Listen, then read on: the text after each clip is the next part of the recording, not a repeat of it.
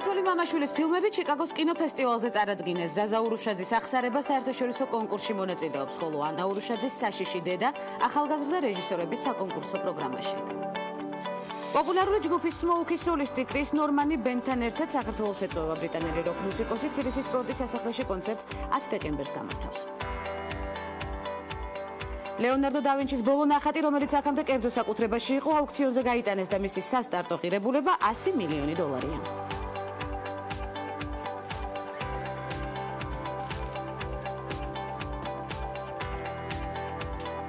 დედოფალი ნანა, ელისო, მარიტა, მარჯანი და სხვა მრავალი კინოროლი, რომლითაც მსახიობმა ქართულ ფილმოგრაფიაში მნიშვნელოვანი კვალი დატოვა. 17 როლი, რომელიც ლიკა ქავჟარაძის სამსახიობო ცხოვრებას აღწერს.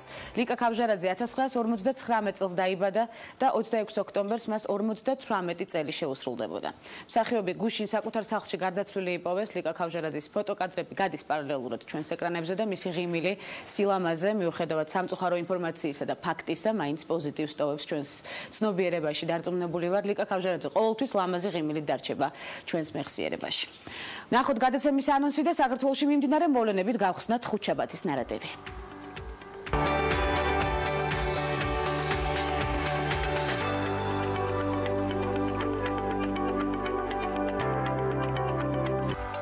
მორიგი გადაცემა და აქტუალური ინფორმაცია უკვე ხუთშაბათის ნარატივით. სტუმრების ბლოკში სოფო ჯაფარიძე, გენდერული თანასწორობის ქალთა მიმართ ძალადობისა და ოჯახში ძალადობის საკითხებზე მომუშავე უწყებათა შორისი კომისიის თავმჯდომარე და ნინო შატბერაშვილი, საქართველოს სოციალურ მუშაკთა ასოციაციის თავმჯდომარე. ეს ქალების ნარატივია, გვანცა ლახიძესთან ერთად.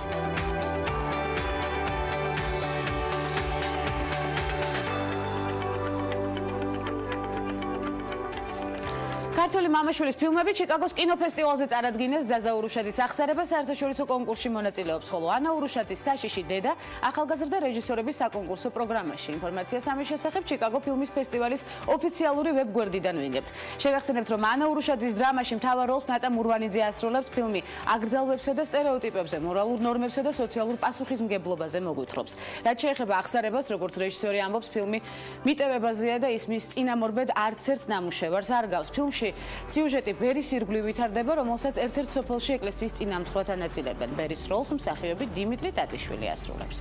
პოპულარული ჯგუფის სმოუკის სოლისტი კრის ნორმანი ბენთან ერთად საქართველოს ეწვევა ბრიტანელი როკ მუსიკოსი თბილისის სპორტის სასახლეში კონცერტს 10 დეკემბერს გამართავს. დადასტურებული ინფორმაციით, ჯგუფის 14 წევრიდან საქართველოს დედაქალაქში 10 წევრი ჩამოვა, თუმცა ორგანიზატორების განცხადებით, მოლაპარაკებები ჯგუფის სრული შემადგენლობის ჩამოყვანის შესახებ მიმდინარეობს.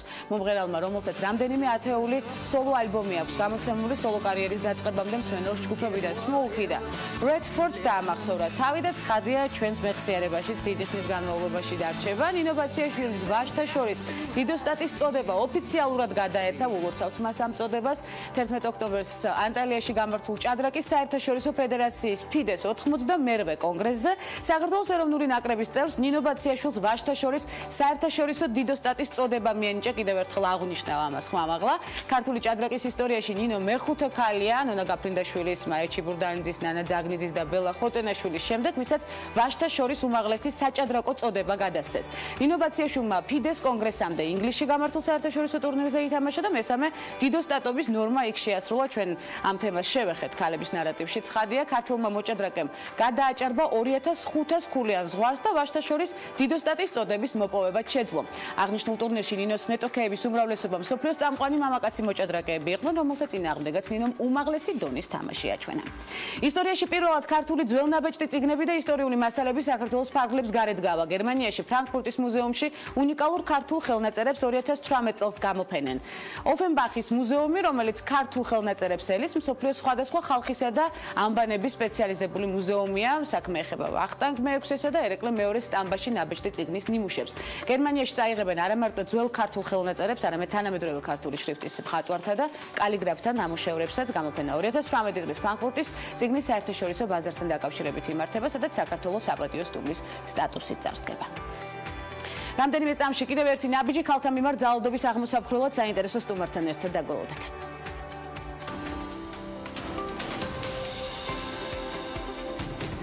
ჟიზელ ბუნთენი ორი შვილის დედა და სპორტსმენი ტომ ბრედის მეუღლე, მსოფლიოს ყველაზე მაღალანაზღაურებადი მოდელია და პლანეტის ერთ-ერთ ყველაზე სექსუალურ ქალად დასახელებული.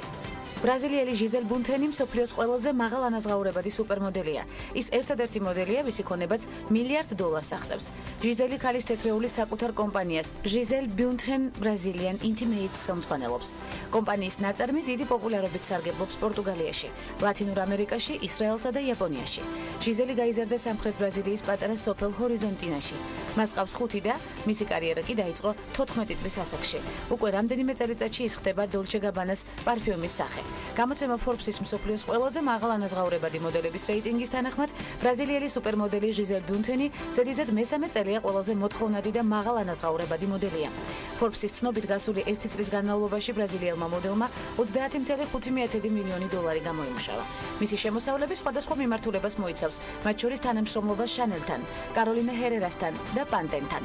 2016 წლის ბოლო მონაცემებით სუპერმოდელ ჟიზელის შემოსავალმა $50 მილიონ გადააჯარდა.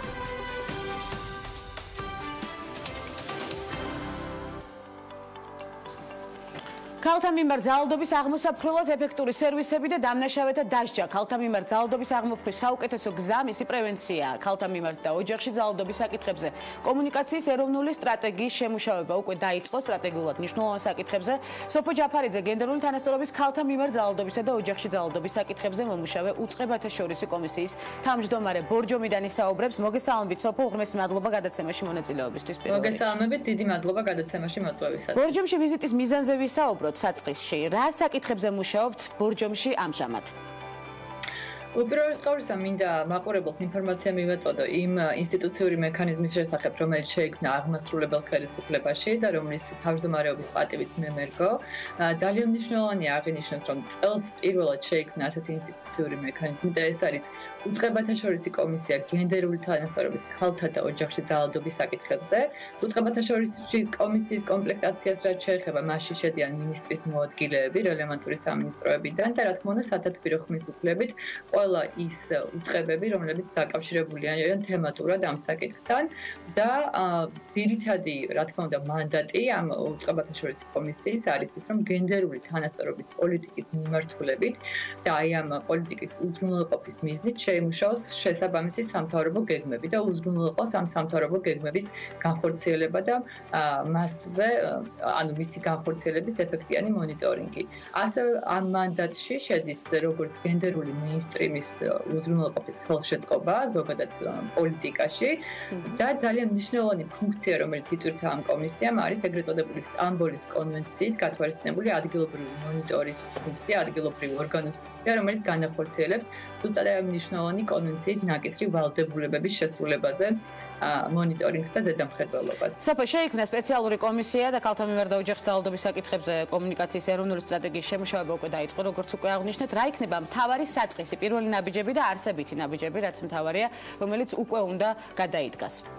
კი ბატონო, კომუნიკაციის სტრატეგიას რაც შეეხება, რა თქმა უნდა, ეს არის ძალიან მნიშვნელოვანი დოკუმენტი, რომელზეც დავიწყეთ ერთობლივად მუშაობა უწყებებმა და ეს არ იქნება მხოლოდ უწყებების მიერ შემუშავებული პროდუქტი, ძალიან მნიშვნელოვანია აღინიშნოს, რომ რა თქმა უნდა, ამ დოკუმენტის შემუშავებაში ჩაერთვებიან სამოქალაქო სექტორის და საერთაშორისო ორგანიზაციის წარმომადგენლები.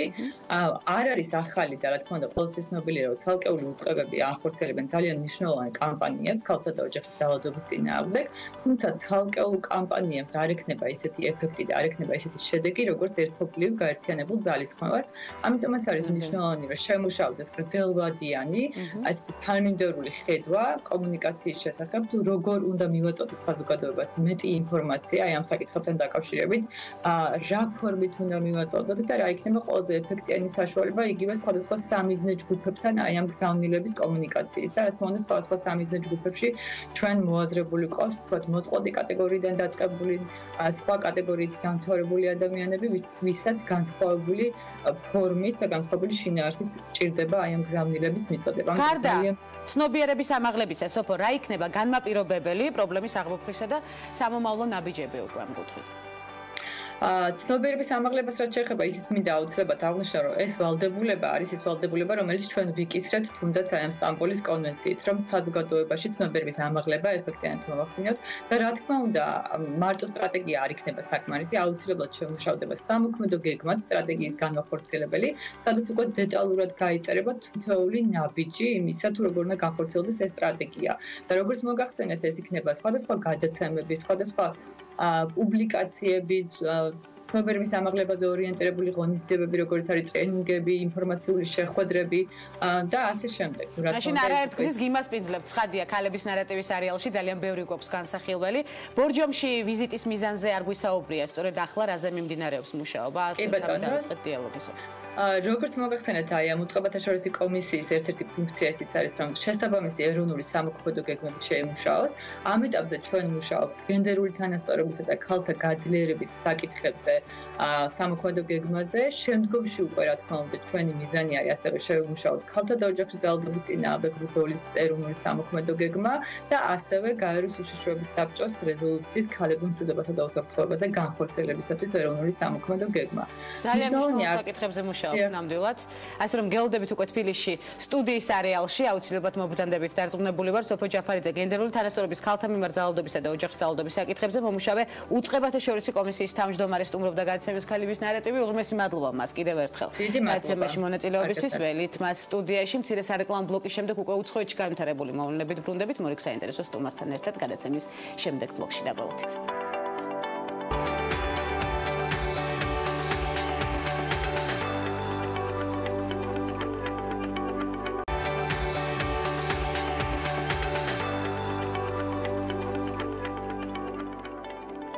უცხოეთში განვითარებული მოვლენებით ბრუნდებით რეკლამის შემდეგ ლეონარდო და ვინჩის უკანასკნელი ნახატი $100 მილიონ იყიდება, როგორც უკვე გადაცემის საწყისში აღვნიშნეთ. ლეონარდო და ვინჩის ბოლო ნახატი, რომელიც აქამდე კერძო საკუთრებაში იყო, აუქციონზე გაიტანეს და მისი სასტარტო ღირებულება $100 მილიონი გახლავთ. ამის შესახებ ინფორმაციას Time ავრცელებს.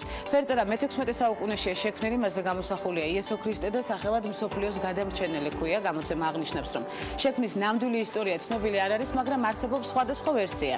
ერთ-ერთის მიხედვით ნახატი ინგლისის მეფე ჩარლზ მეორე ინახავდა, შემდეგ კი ის მის შვილს გადაეცა, ის რამდენჯერმე გაქრა და პერიოდულად აუქციონებზე გახქონდათ კიდეც. ჰოლივუდში სულ უფრო მეტი მსახიობი ჩნდება, რომელიც ჰარვი ვაინშტაინის სკანდალზე კომენტარს აკეთებს ცნობილი პროდიუსერის შესახებ. ინტიმური ხასიათის შევიწროებაზე ამჯერად A-კლასის მსახიობები ალაპარაკდნენ, მათ შორის არიან ანჯელინა ჯოლი და გვინეთ პელტროუ. 45 წლის პელტროუმ გაიხსენა, როგორ მიიღო 22 წლის ასაკში მთავარი როლი ფილმში ემა, რომელიც მისი ერთ-ერთი პირველი დიდი როლი გახდა. ფილმის პროდიუსერი სწორედ სკანდალური ჰარვი იყო, რომელმაც დამწყებ მსახიობს სექსუალური ურთიერთობა შესთავაზა. ბავშვი ვიყავი და მამტკიცეს როლზე შოკირებული ვიყავი, იხსენებს გვინეტი. მსახიობმა დაამატა, რომ ინციდენტის შესახებ ბრედ პიტს აცნობა, რომელსაც მაშინ ხვდებოდა, მაშინ პიტმა პროდიუსერთან საქმის გარჩევა მოინდომა, მოგვიანებით კი ვაინშტაინმა პელტროუს თხოვა, რომ ეს ისტორია არავისთვის ეთქვა. 42 წლის ანჯელინა ჯოლის მსგავსი შემთხვევა ფილმის Playing by Heart ჰქონდა, ვარსკვლავის თქმით, ერთ-ერთი საქმიანი შეხვედრა ჰარვიმ სასტუმროში დაუნიშნა, სადაც მას საძინებელში შესვლა შესთავაზა. ახალგაზრდობაში ჰარვი ვაინშტაინთან ურთიერთობის ცუდი ურთიერთობა მქონდაო, ამბობს ანჯელინა, შედეგად გადავწყვიტე მას აღარასოდეს შევხებოდი, განაცხადა ჯოლიმ თამამად.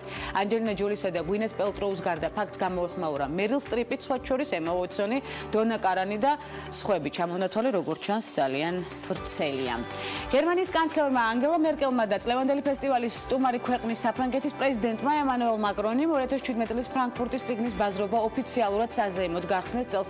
ტრადიციულად საქართველოს ეროვნული სტენდით არის წარმოდგენილი, იგეგმება ქართული ავტორების ლიტერატურული ფორუმი. ჩვენს განვიხილეთ უკვე ქალების ნარატივში. უცხოელ მკითხველსა და გამომცემლებს შეხვდებიან ლაშა ბუღაძე, ნესტა ნენე კვინიკაძე, სალომე ბენიძე, ბექა ადამაშვილი. ქართულ-გერმანული ურთიერთობისა და მეგობრობის აღნიშნულ ღონისძიებაზე მონაწილეობას მიიღებს ლაშა ბაქრაძე. ბაზრობის ფარგლებში გაიმართება პრეს-კონფერენცია, სადაც საქართველოს 2018 წლის ოფიციალურ პროგრამას წარადგენს. 2018 წელს საქართველოს ფრანკფურტის წიგნის საერთაშორისო ბაზრობაზე საპატიო სტუმრის სტატუსით იქნება წარმოდგენილი. ნობელის პრემიის ყველაზე ახალგაზრდა მფლობელი პირველად დაესწრო ოქსფორდის უნივერსიტეტის ლექციას. მალალა იუსუფზაიმ საკუთარი ინსტაგრამის გვერდზე გამოაქვეყნა პოსტი 5 წლის წინ მესროლეს, რათა გავჩუმებულიყავი და აღარ მებრძოლა გოგონებისთვის, რომლებსაც განათლების მიღებისკენ მოვუწოდებდი. დღეს მე პირველად დავესწარი ლექციას ოქსფორდში. შეგახსენებთ, რომ მალალა იუსუფზაი პაკისტანელი უფლებადამცველია, რომელიც მთელს მსოფლიოში ქალებისთვის განათლებაზე ხელმისაწვდომობისთვის გამოდის. მისი უფლებადამცველობითი საქმიანობის გამო ძლიერად დაჭრეს ტერორისტული მოძრაობის მებრძოლების მიერ დაიჭრა მალალა. ფილოსოფიის, პოლიტიკისა და ეკონომიკის ფაკულტეტზე ისწავლის და ამ ფაკულტეტზე სწავლობდნენ აუცილებლად უნდა აღნიშნოთ ბილ კლინტონი, ასევე დავით კემერონი და მსოფლიოს სხვა ლიდერები. იაპონიაში გადავინაცვლოთ, იაპონელი მეცნიერების შექმნილი კვერცხი კიბოს საწინააღმდეგო წამალს შეიცავს. იაპონელმა მეცნიერებმა გენმოდიფიცირებულ ქათმებს ისეთი კვერცხები დაადებინეს, რომლებიც კიბოს საწინააღმდეგო ნივთიერებებს შეიცავს. ეს კი ამ დაავადების მკურნალობის ხარჯების შესამცირებლად გააკეთეს. თუ მეცნიერები შეძლებენ და ინტერფერონ ბეტა ცილას, რომელიც ჰეპატიტისა და გაფანტული სკლეროზის საწინააღმდეგოდაც გამოიყენება ქათმების საშუალებით წარმოქმნიან, მკურნალობის ფასი, რომელიც ამჟამად 100,000 იენია, საგრძნობლად შემცირდება. იაპონიის ინდუსტრიული მეცნიერებისა და ტექნოლოგიების ეროვნული ინსტიტუტის მეცნიერებმა ქათმის სპერმის პრეკურსორი უჯრედებში შეუშვეს გენები, რომლებიც ინტერფერონ ბეტას გამოიმუშავებენ და ამ უჯრედებით მათ კვერცხები გაანაყოფიერეს, რის შედეგადაც გაჩნდნენ ქათმები, რომლებსაც ზემო აღნიშნული გენები მემკვიდრეობით გაჰყვათ. შესაბამისად, ისინი უკვე ისეთ კვერცხს ხდებენ, რომლებიც ანტიკანცეროგენულ ნივთიერებას შეიცავს. ამჟამად იაპონელი მეცნიერების განკარგულებაში 3 გენმოდიფიცირებული ქათამია, რომლებიც კვერცხებს ყოველდღიურად დებენ. იაპონელ მომხმარებელს კვერცხების მისაღებად დიდი ხანი მოუწევს მოცდა, რადგან ქვეყანაში უმკაცრესი რეგულაციები მოქმედებს. თავად მეცნიერები კი იმედოვნებენ, რომ პროდუქტი ბაზარზე მალე გამოვა და მედიკამენტების ფასები დღევანდელი ღირებულების 10%-ს გაუდოლდება.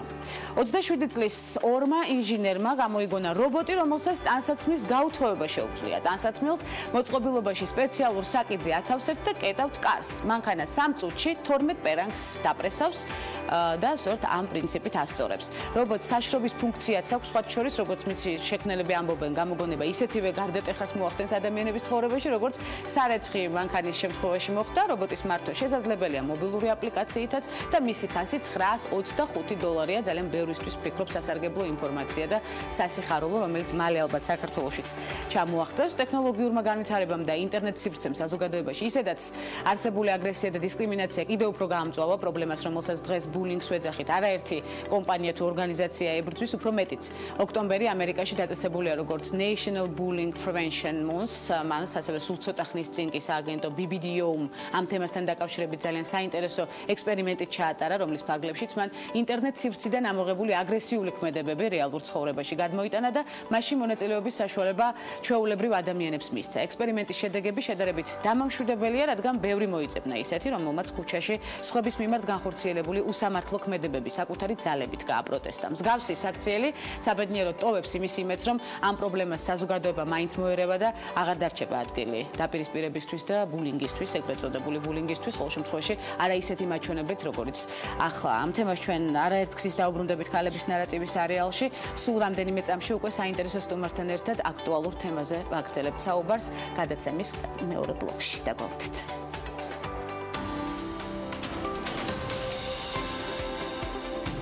66 წლის სავეტრი ჯინდალის ქონება 6.4 მილიარდია. ინდოელი ქალბატონი ფოლადისა და ელექტროენერგიის კონგლომერატის OP ჯინდალ გრუპის დამფუძნებლის ქვრივია და ამასთან ყველაზე მრავალშვილიანი. ის 9 შვილის მილიარდერი დედაა. Forbes-ის რეიტინგის მიხედვით სავეტრი მსოფლიოს უმდიდრესი დედების სიაში მეხუთე ადგილს იკავებს, ხოლო მსოფლიოს უმდიდრესი ადამიანების რეიტინგში 154 პოზიციაზეა. ინდოეთის ყველაზე მდიდარი ქალბატონის კუთვნილ უმსხვილეს ბიზნეს ჯგუფში შემავალ კომპანია ჯინდალ პეტროლიუმს სათავე ინდოეთის პატარა სოფელში დაბადებულმა ომ პრაკაშ ჯინდალმა 1952 წელს დაუდო. 9 შვილის დედა სავიტრი ჯინდალი ოჯახურ ბიზნესს მაშინ ჩაუდგა სათავეში, როდესაც 2005 წელს მეუღლე ავიაკატასტროფის შედეგად დაეღობა. მეუღლის გარდაცვალებამდე კი სავიტრი, რომელსაც არანაირი ბიზნეს განათლება არ აქვს, ტრადიციული ინდოელი ქალის ცხოვრებით ცხოვრობდა. სავიტრი ჯინდალის სათავეში ყოფნის შემდეგ ბოლო 5 წლის განმავლობაში კორპორაციის მოგება 4-ჯერ გაიზარდა. ბიზნესის პარალელურად სავიტრი ჯინდალმა გარდაცვლილი მეუღლის გზა პოლიტიკაშიც გააგრძელა. მსოფლიოს ყველაზე მრავალშვილიანი მდიდარი ქალბატონი 2005-2009 წლებში თავისი მშობლიური შტატის ჰარიანას მინისტრი იყო. შემდეგ კი ჰარიანას საკანონმდებლო ორგანოში ჰიზარის საარჩევნო ოლქის წარმომადგენელი. ინდოეთის ყველაზე დიდი სამრეწველო იმპერიის მშენებლობის აქტივები $18 მილიარდ აღწევს. ჯინდალმა ინვესტიცია საქართველოშიც განახორციელა. იგი რუსთავში არმატურის საამქროს მფლობელია. ჯინდალ პეტროლიუმი საქართველოში 5 ნავთობს საძიებო ბლოკს ფლობს, რაშიც საერთო ჯამში $17.5 მილიონი გადაიხადა.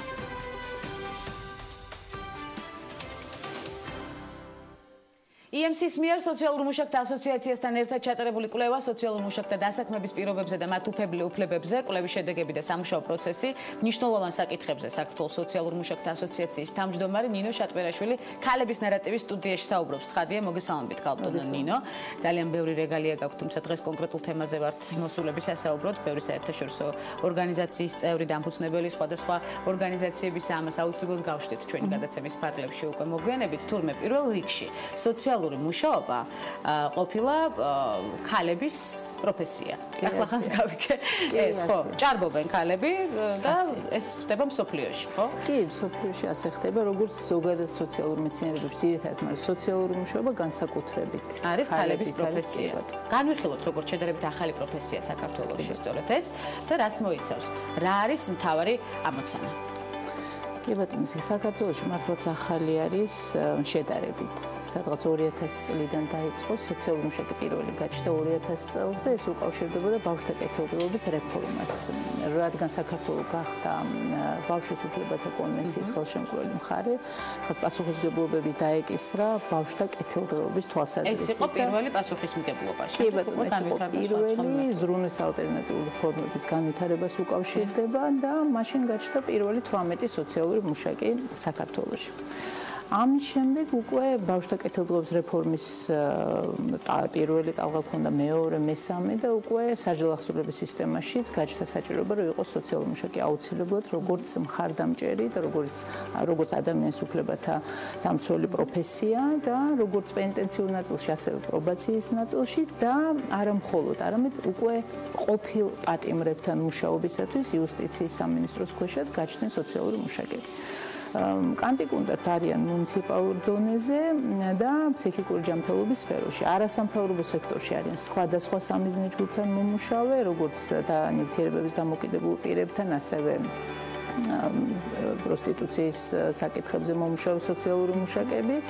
თუმცა პოტენცია თვითონ პროფესიის არის გაცილებით დიდი, ვთქვათ, ბევრი აუთვისებელი სფერო. აი მაგალითად ხანდაზმულებთან სოციალურ მუშაკები აქტიურად არ მუშაობენ საქართველოში, არადა ეს არის უმნიშვნელოვანესი სამიზნე ჯგუფი, იმიტომ რომ სჭირდებათ ნამდვილად მხარდამჭერა და პროფესიის მთავარი მიზანი არის ადამიანებს ხელში გადასცეს ძალაუფლება, რომ მათ თავად მართონ თავიანთი ცხოვრება და ამ ეტაპზე ცხოვრების თუ კი რაიმე, ვთქვათ, გამოწვევები აქვს როგორც სოციალური თვალსაზრისით, ასევე შეიძლება ეკონომიკური თვალსაზრისით, აი ამ შეიძლება ფსიქოემოციური თვალსაზრისით, აი ამ გამოწვევების დაძლევაში დაეხმაროს ისევ ამ ადამიანშივე არსებული რესურსების გააქტიურება. გამოყენებით და გააქტიურებით. იკვეთება, რომ ხშირ შემთხვევაში სოციალური მუშაკები იქცნენ ბიუროკრატიული პროცედურების მიმდევრებად, ასე დავარქვათ და სახელმწიფო პოლიტიკის პირდაპირ განმახორციელებულად. რა არის ამის გამოწვევების მიზეზი ქალბატონო? ხო, ეს არის ძალიან არასასურველი რეალობა. კი, ესე არის. ეხლა რა ხდება, იცით, მთელ მსოფლიოში სოციალური მუშაკები არიან სახელმწიფო სექტორშიც დაქირავებული და არასამთავრობო. ზოგან მეტად ჭარბობენ, თქვა, სახელმწიფო სექტორი, ზოგან არასამთავრობო, ზოგან თითქმის თანაბრად არის და ჩვენ ესეთ სიტუაცია გვაქვს, რომ ესე იგი არსებული 1000-მდე სოციალური მუშაკიდან ნახევარი სახელმწიფო სექტორის მიერ არის დაქირავებული. და ნუ სახელმწიფო სექტორის ისევე როგორც ყველა ორგანიზაციული მოწყობა, ნუ რაღაცა ტიპის ბიუროკრატიულ საქმიანობას რასაკვირველია გულისხმობს, მაგრამ აქ ლაპარაკი რაზეა, იცით, პროპორციაზე. ესე იგი პროფესიით დაკისრებული მოვალეობების წილი რა არის მის საქმიანობაში და რა არის პროცედურულ საკითხებზე, რა დროც მისდის. ხო, საქართველოში ესეთი რეალობა მივიღეთ რამდენიმე უწყებაში და განსაკუთრებით შრომის ჯანმრთელობის და სოციალური დაცვის სამინისტროზე, იმიტომ ვართ ორიენტირებული, რომ ეს სამინისტრო ქირაობს სოციალურ მუშაკებს, რომლებსაც ჩვენ ქვეყანაში პროფესიული განვითარების ყველაზე ხანგრძლივი ისტორია აქვს. იმიტომ რომ პირველი, როგორც ვთქვით თავიდანვე, პირველი სოციალური მუშაკები გაჩნდნენ ბავშვთა კეთილდღეობის სფეროში. და განვითარების ამ ეტაპზე მოლოდინი პროფესიულ თემში იყო მეტი, რომ სოციალურ მუშაკებს მეტის გაკეთება შეეძლებოდათ პროფესიული მანდატის ფარგლებში. უცებ მივიღეთ სიტუაცია, რომ ჩვენ კოლეგებს ამ სამინისტროს მომსახურების სააგენტოს მიერ, რომლებიც არიან დაქირავებული, უწევთ უამრავი პროცედურული საკითხების აღსრულება და მთავარი, რაც არის ადამიანების გაძლიერება, რესოციალიზაციის რეაბილიტაციის, კონსულტირების გზით, თქვათ, თითქმის ვეღარ აღასრულებენ და ამას წუხან თავად და ამას მოწმობს ისიც, რომ აი პეტიცია სწორედ რომელიც მოვამზადეთ, მასში ხელმომწერები არის დიდი უმრავლესობა ამ უწყების მიერ დაქირავებული სოციალური მუშაკებისა, სულ 260-ია და პეტიციას 200-მდე მოაწერა ხელი, ესე იგი ის ადამიანები წუხან იმაზე, რომ ვერ აღასრულებენ რაც მართებთ და რისთვისაც გახდნენ ამ პროფესიის წარმომადგენლები. ხო და ეს რასაკვირველი არ არის სასურველი რომ ასე განვითარდეს და ხო, სწორედ ამიტომაც შევეცადეთ რომ რაღაც რეალური მაგიდი შეხვედრა გაიმართა გუშინ 1 ოქტომბერს ამაზე ვისაუბრეთ, რა იყო შეხვედრის მთავარი მიზანი? აი შეხვედრის მთავარი მიზანი სწორედ ეს იყო, რომ კიდევ ერთხელ ყველას ერთად იქ იყვნენ მოწვეული როგორც სახელმწიფო, ასევე არასამთავრობო და საერთაშორისო ორგანიზაციების წარმომადგენლები, სამწუხაროდ ჯანმრთელობის შრომის ჯანმრთელობის და სოციალური დაცვის სამინისტროდან მოწვეული იყო სოციალურ-მომსახურების სააგენტოს ხელმძღვანელი და ეს უკვე მერამდენე შემთხვევა, როდესაც ის არ იღებს მონაწილეობას ამგვარ სამუშაო შეხვედრებზე ძალიან საწყენია და უკვე ტენდენციური და ეს ადამიანები ყველა ვინც იქ იყო პრინციპში ყველა ან გარკვეულწილად არის დაკავშირებული პროფესიასთან ან რაღაც წვლილი აქვს შეტანილი ან აინტერესებს და ესმის რა მნიშვნელოვანია პროფესია სწორ კალაპოტში განვითარდეს და ძირითადი საკითხები იყო რა გამოწვევების წინაშე ამჟამად რა არის გამოსავალი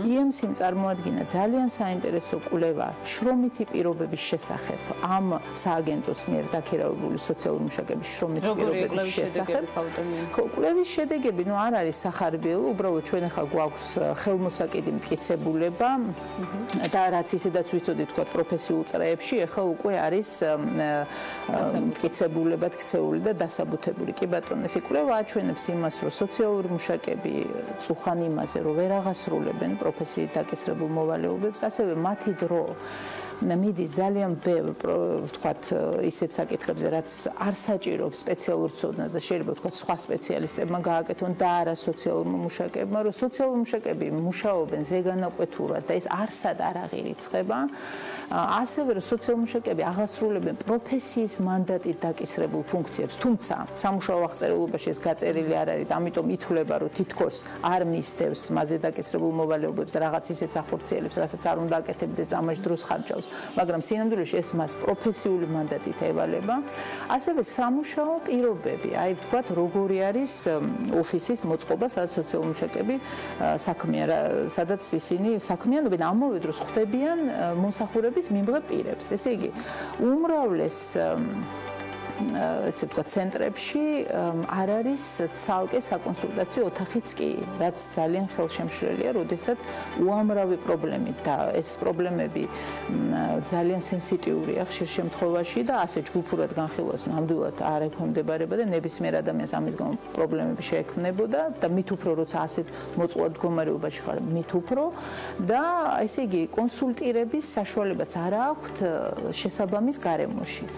Ну, ამას ახლავს უამრავი სხვა პრობლემა, როგორიც არის, ну, როგორია შრომითი ატრიბუტები, ვთქვათ, რა წახალისების მექანიზმია, კი ბატონო უწყებაში და ასე შემდეგ. რა არის ის აუცილებელი ღონისძიება, რომელიც უნდა გატარდეს პირველ ეტაპზე, რომ გარემო სოციალური მუშაკებისთვის უკეთესობისკენ შეიცვალოს. პირველ ეტაპზე აუცილებელია, რომ შეიქმნას ქმედითი სამუშაო ჯგუფი სამინისტროს ბაზაზე და სასწრაფოდ დავიწყოთ ფიქრი იმაზე, როგორ გავფილტროთ ამჟამად დაკისრებულ მოვალეობათაგან. ამოვიღოთ ესე იგი ის მოვალეობები, რაც აკისრიათ და არ საჭიროებს აუცილებლად სოციალური მუშაობის ცოდნას და დავტოვოთ ის მოვალეობები, რაც უპირატესად ევალება სოციალურ მუშაკს.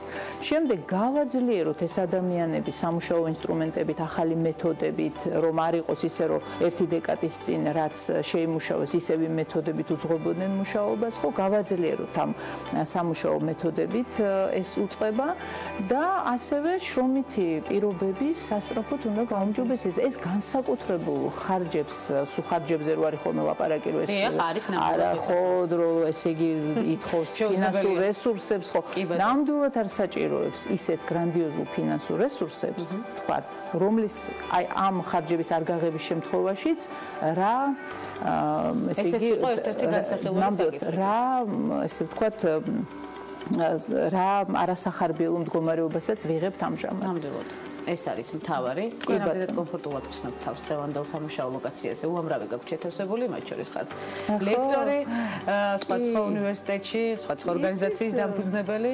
ვცდილობ რომ კომფორტულად ვცნობ, იმიტომ რომ რაღაცას ვაკეთებ რისის მჯერა, რის განვითარებაშიც ამ ქვეყანაში მაქვს დიდი წვლილი შეტანილი დასაბამიდან 1999 წლიდან ნელ-ნელა ვუყურებ როგორ ვითარდება, მაგრამ გულის შემტკივა რომ შეიძლებოდა უფრო სწრაფად და ეფექტიანად გადაწყვეტილების მიმღები პირები რომ აღმოჩენილიყვნენ უფრო მცოდნე ამ საკითხებში, ან მათ შორის რო ყოფილიყო ჩვენი პროფესიის წარმომადგენელი ხალხი, რომლებსაც ბევრი მტკიცება და დრო ამაში არ დაიხარჯებოდა, არ დასჭირდებოდათ იმაში, რატომ არის მნიშვნელოვანი სოციალური მუშაკი იყოს ეფექტიანი, ჭკვიანი, კომპეტენტური, მისაღები საზოგადოებისთვის გახდეს და სამუშაო გარემოც ქონდეს შესაბამისი და ასე შემდეგ, ხო, ამიტომ უფრო კარგად ვიგრძნობდი თავს, მაგრამ ნუ ახლა ამ ბრძოლას ესე ვახმართ ენერგიას და ნამდვილად ძალიან საინტერესო ამ პროცესებზეც დაკვირვება, თუმცა გულდასაწყვეტი რომ შესაძლებელი იყო უფრო სწრაფად და ეფექტიანად, რომ არა ეს ბარიერები, რომ პროფესიაც ახალია, გადაწყვეტილების მიმღების ცნობიერება ძალიან დაბალი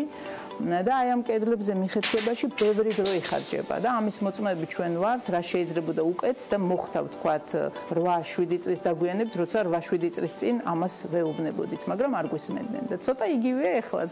ეს გულდასაწყვეტია ნამდვილად. მე ვფიქრობ ვითარება შეიძლება წინ გადადგმული ნაბიჯებით, აქტიური ნაბიჯები შეიძლება. არ უნდა დავტოვოთ, სხვა გზას არ ვტოვებთ და ქალების ნარატივის სატელევიზიო პლატფორმა ამას დაეთმობა ხშირად. მე ძალიან კარგი იქნება. ხშირად იქნებით ჩვენი სტუმარი ქალბატონ ნინო, განსახილველი ბევრია და მნიშვნელოვან საკითხებზე სასაუბროთ, მათ შორის.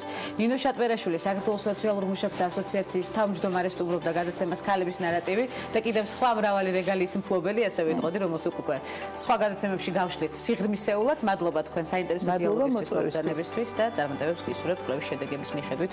უკვე მოქმედების შემდეგ აუცილებლად მოვიკითხავთ ამბებს. ესეთი იყო დღევანდელი ნარატივი, რა თქმა უნდა, ხვდებით ერთმანეთს ხვალ. უკვე განსხვავებული ლოკაციიდან ხვალ პარასკევია, ზუსტად 11 საათზე. TV Pirvelis პირდაპირ ეთერში მორით აქტუალურ თემებზე ვამახვილებთ ყურადღებას საინტერესო სტუმრებთან ერთად. საინტერესო ხუთშაბათს გისურვებთ ამავდროულად ბედნიერად.